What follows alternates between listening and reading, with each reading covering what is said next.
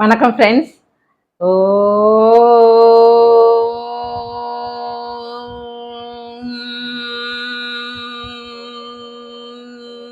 நம சிவாய. காசியில் வாசி அவிநாசி அப்படின்னா, காசியில போய் நம்ம கங்கையிலே குளிச்சுட்டு காசி விஸ்வநாதரையும் விசாலாட்சி அம்மையையும் தரிசனம் பண்ணினால் என்ன புண்ணியங்கள் கிடைக்குமோ, என்ன பலன்கள் கிடைக்குமோ, வேண்டியதெல்லாம் பெறலாம் இல்லையா? அப்படிப்பட்ட பலன்களை அவிநாசியில வந்து அவிநாசியப்பரை வணங்கும் போது நமக்கு கிடைக்கும் அப்படிங்கிறது தான் இந்த காசியில் வாசி அவிநாசி அப்படிங்கிறதோட பொருள். ஃப்ரெண்ட்ஸ், நீங்கள் முதல் தடவையாக நம்ம ஜெயகௌரி ஜோதிடாலயம் சேனலை பார்க்குறீங்கன்னா முதல்ல சப்ஸ்கிரைப் பண்ணிடுங்க. அப்படியே பெல் ஐக்கானை கிளிக் பண்ணுங்க, லைக் பண்ணுங்க, ஷேர் பண்ணுங்க. நம்ம அவிநாசியப்பரை பற்றி தான் இந்த பதிவில் பார்க்க போகிறோம். வாங்க ஃப்ரெண்ட்ஸ், நம்ம பதிவுக்கு போவோம்.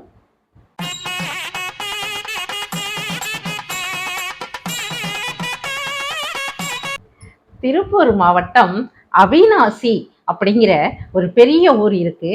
அந்த ஊர்ல இருக்கக்கூடிய சிவன், என் அப்பன் சிவபெருமானுடைய புகழ் சொல்லி மாளாது.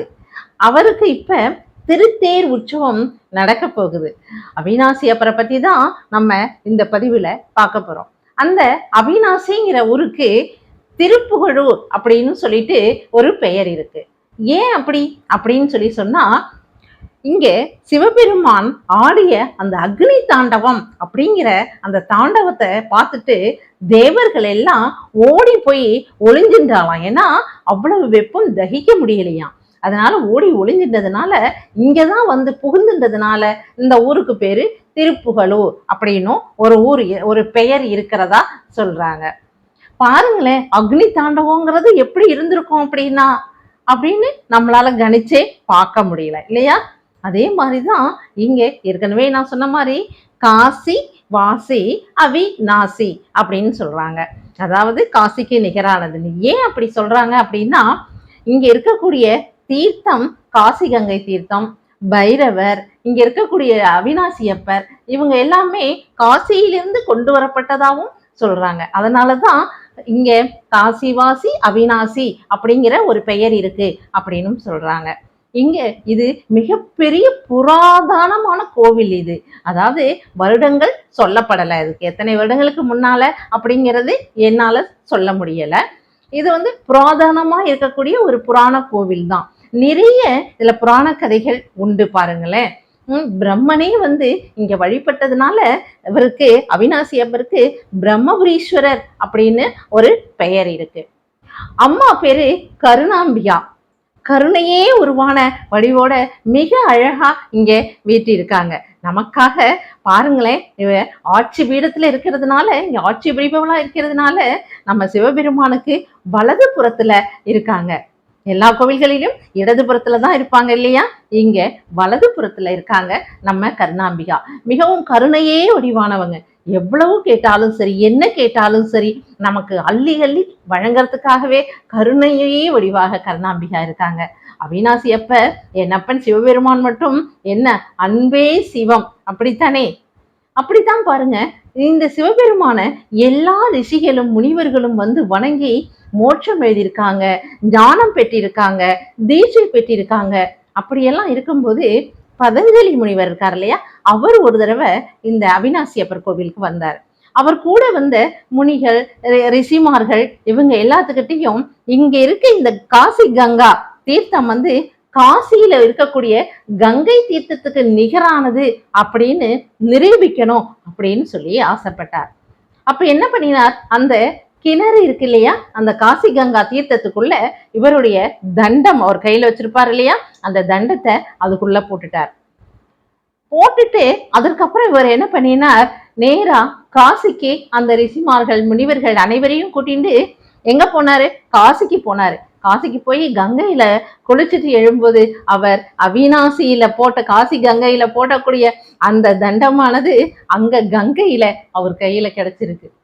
உடனே ரிஷிகளும் முனிவர்களும் மெய்மறந்து ஓம் நம சிவாய ஓம் நம சிவாய அப்படின்னு சொல்லியிருக்காங்க. அப்ப காசியில் இருக்கக்கூடிய கங்கை நதியும் இங்கே அவினாசியப்பர் கோவில்ல இருக்கக்கூடிய காசி கங்கை தீர்த்தமும் ஒண்ணுதான் அப்படிங்கிறத பதஞ்சலி முனிவர் அனைவருக்கும் நிரூபிச்சிட்டாங்க. அதே போலதான் ஃப்ரெண்ட்ஸ், இங்க பைரவர் இருக்காரு. பைரவர், காசி தீர்த்தம், இந்த அவினாசியப்பர் இவங்க எல்லாமே காசியிலிருந்து வந்தவங்க தானே, அப்படித்தானே புராண கதைகள் சொல்லுது. அதனாலதான் காசி கங்கைய பதஞ்சலி முனிவர் நிரூபிச்சிருக்காரு இது கங்கை தான். அடுத்தது பாருங்களேன், பைரவர். இந்த பைரவர் ஆகாச காசிக பைரவர் அப்படின்னு சொல்றாங்க. அதாவது காசியில இருக்கக்கூடிய கால பைரவருக்கும் மூத்தவர் அப்படின்னு சொல்லி புராண கதைகள் சொல்லுது.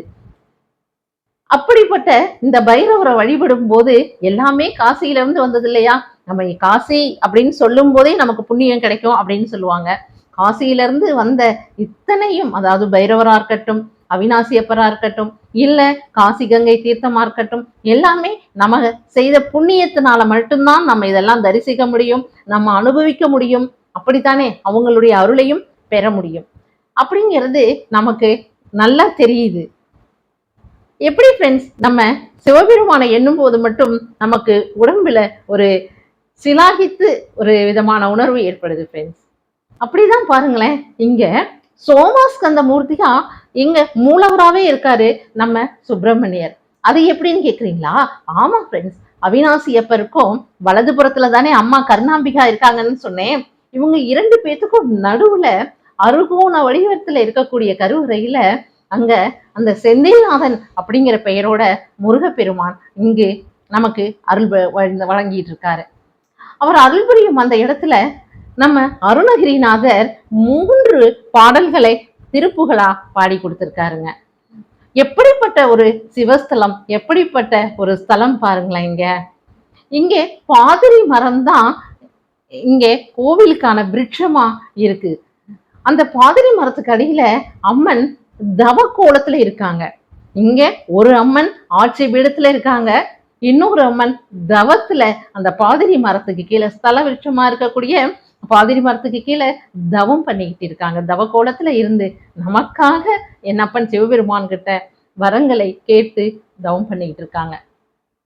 இந்த 3 முருகன்கள் இந்த இடத்துல இருக்காங்க. ஒருத்தர் செந்தில்நாதனா அருகோண வடிவில் இருக்கக்கூடிய அந்த கருவறையில இருக்காரு. அதாவது அவினாசியப்பருக்கும் கருணாம்பிகைக்கும் நடுவுல சோமாஸ்கந்த மூர்த்தியா அமர்ந்திருக்காரு. அடுத்தது சுப்பிரமணியர் ஒரு அறையில இருக்காரு. அடுத்தது தனி சந்நிதி. அடுத்தது யாரு அப்படின்னா தண்டபாணி.